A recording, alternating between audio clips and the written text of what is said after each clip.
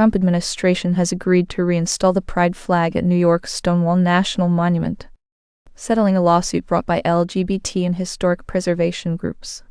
The removal of the rainbow flag earlier this year sparked controversy and legal action.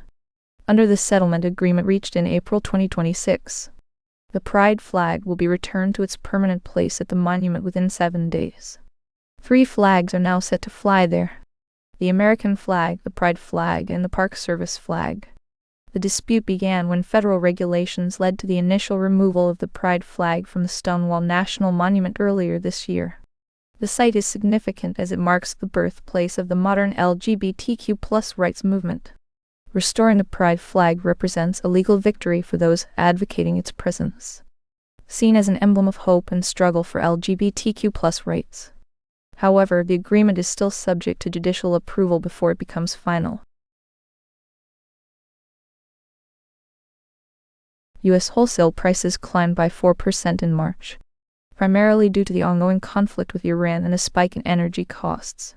The Labor Department reported that Producer Price Index increased by 0.5% from February, with core producer prices rising by 3.8% year-over-year. Energy prices saw an especially sharp rise of 8.5%, complicating efforts by Federal Reserve policymakers to manage inflation pressures. This surge comes amid tensions between the U.S. and Iran, which have disrupted global energy supply chains and pushed up oil prices. The implications for the Federal Reserve are significant as rising wholesale prices pose challenges to controlling inflation through interest rate adjustments. Some Fed officials lean towards raising rates, though this remains under consideration based on current economic data. Looking ahead, the impact of these price increases will be closely monitored by policymakers as they weigh options to stabilize inflation without stifling economic growth in a conflict-ridden environment. Italian Prime Minister Giorgia Meloni has condemned United States President Donald Trump's criticism of Pope Leo XIV as unacceptable. The Pope, a vocal critic of the Iran conflict and Trump's hard-line policies, faced harsh words from the president in a Truth Social post. Meloni, who is known for her close ties with Trump, broke ranks to publicly rebuke the remarks. She emphasized that it was right and normal for the pontiff to call for peace and condemn war. This rare condemnation by an ally underscores growing tensions between religious leadership and United States policy over foreign conflicts. It highlights how Pope Leo's stance on Iran has put him at odds with Trump, who views such criticism as interference in state affairs. The incident reflects broader diplomatic challenges, with Catholic leaders around the world voicing concern about the unprecedented nature of Trump's direct attacks on a sitting pontiff.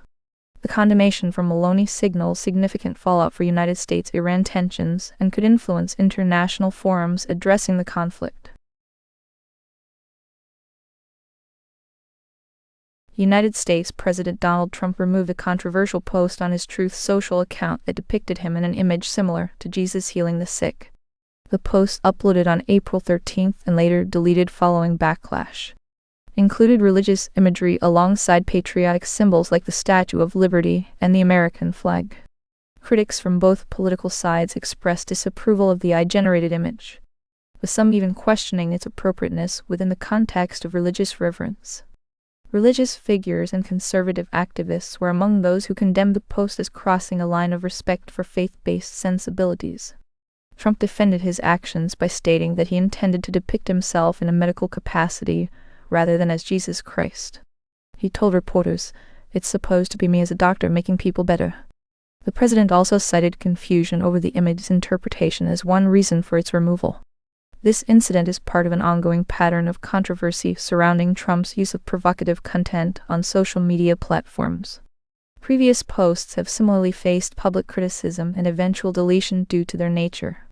This underscores the sensitivity around political figures using religious imagery in digital spaces.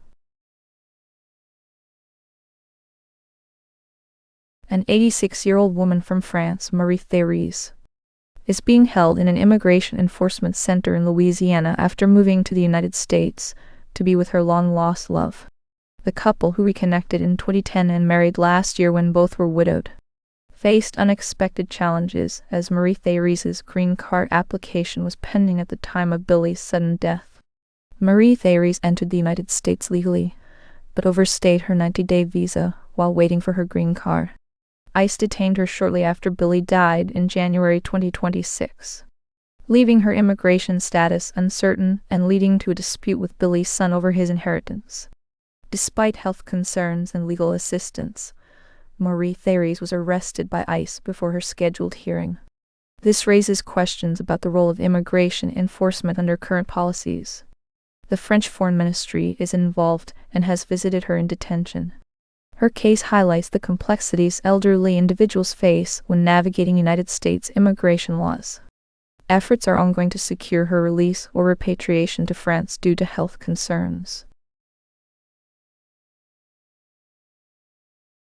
A 16-year-old boy has been charged with the sexual assault and murder of his 18-year-old stepsister during a family cruise aboard the Carnival Horizon.